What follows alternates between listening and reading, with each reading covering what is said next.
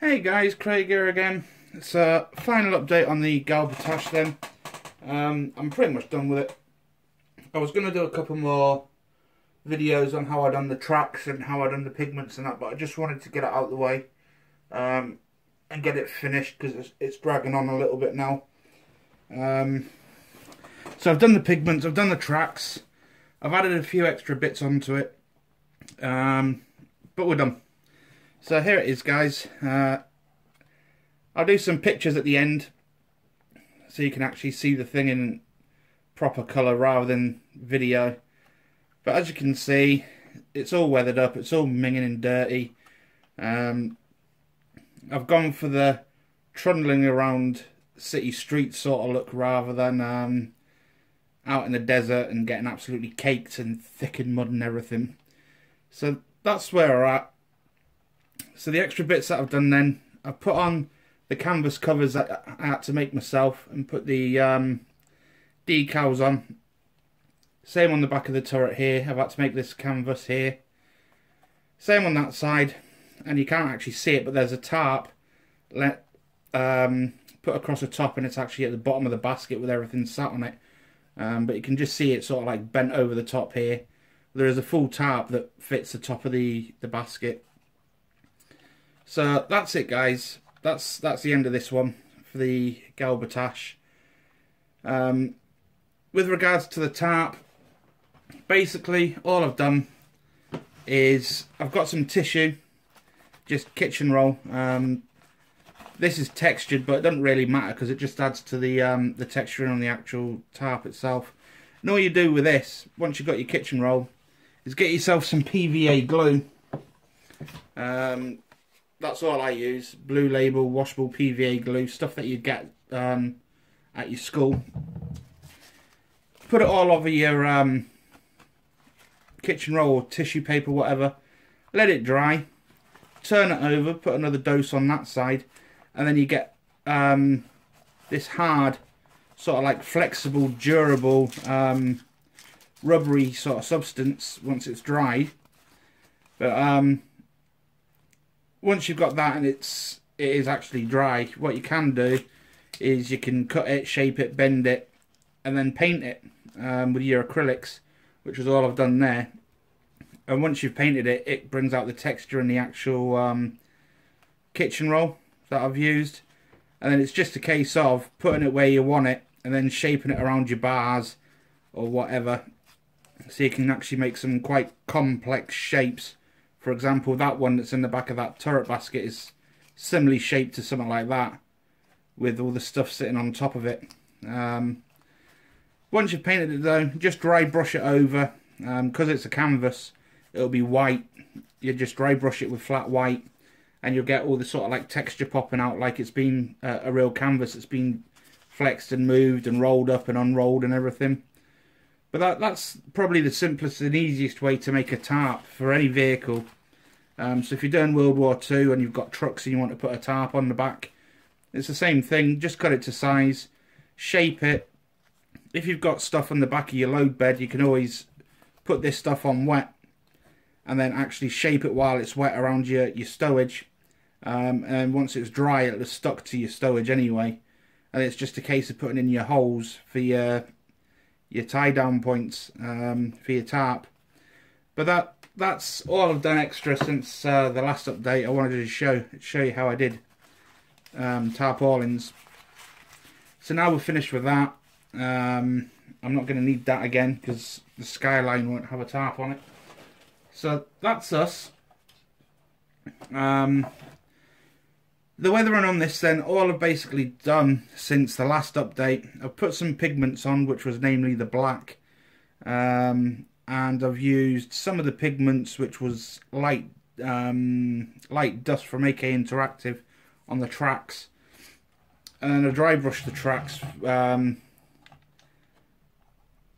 with oily steel for the actual raised pieces of the track, so it looks as though it's been running along concrete.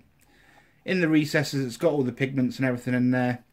And I also lightly airbrushed a dark rust colour in there before I'd done anything else, and then just gone over the top of it all.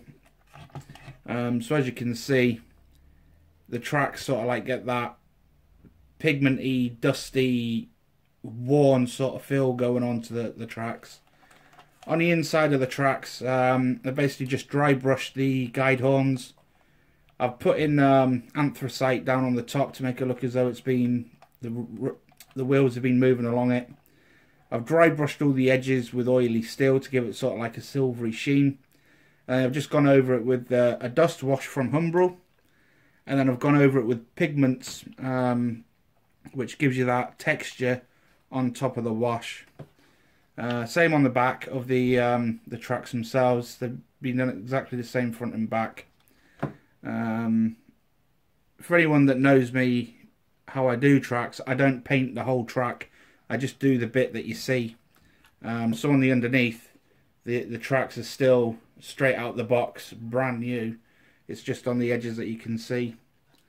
The other things that I've done as well, I've added in the optics into the cupolas and put in some green tint for the anti-laser reflective. Because it's the older sort of vehicles, I've used the older sort of optics on it. Same on the driver's hatch in here. You can't really see it, but I've added the Formula 560 in there as well. Painted it green, and we've got some optics there. The headlights, again, they've had Formula 560 putting in, so it's actually got a lens on the front of there now, rather than just having the Billy Basic little silver cap thing that they wanted you to put on. And I've done the rear lights. They're still a little bit tacky, but I've just got to go over the edges and put, just mark off the actual lenses. Because like I said, they are still tacky. I've just got to touch them up a little bit just to get that detail back into the lights. I think that's about it, to be honest. I haven't done anything else to it other than those things there. So that is pretty much us now. Batash finished. And then the next project is going to be the skyline. And what I'll probably do with the skyline, like I said, is I'll try and light it and put the headlights in and everything. So I'll maybe do the video of showing you how I do lights in vehicles. So you guys can have an attempt at that yourselves maybe. And then something that was brought to my attention, Steve's video was he's just bought an F16, saying that I should be jealous and etc etc. However, he was too slow because I'd already bought that with a Skyline the other day. He clearly didn't pay attention to the video he commented on. Oh well, bless him. Anyway, so I've got the F16. That'll be after the Skyline. And then after the Skyline and that F16, I don't know what I'm going to do. I'll probably go down the route of a battleship. My little brother suggested Missouri or Yamamoto. So I'm debating if I'm going to do that or not. Because if I'm going to do something like that, I'm going to need to get all the photo etch, all the metal barrels, and all that sort of stuff as well. And it doesn't turn into a cheap project, but it's going to take weeks to get through, just because of the sheer scale of it, 1:350 scale. So I'll start having a look about, see if I can find a decent battleship, and I'll have a go at a ship after these two next builds. So I'll leave you with some photos, just to finish off with this thing so you can see it in the light rather than in this crap light in this room. And I'll give you an update on the Skyline as and when I start, which will probably be later on today or tomorrow. Oh, I've left you on a screen with absolutely nothing to see. So yeah, anyway, that's me, guys. Hopefully speak to you tomorrow. And we'll go from there. So any questions, comments, please stick it in the comment section below as per normal. And hope you guys enjoy the rest of your day, night, wherever you are in the world. So speak to you later, guys. Bye-bye.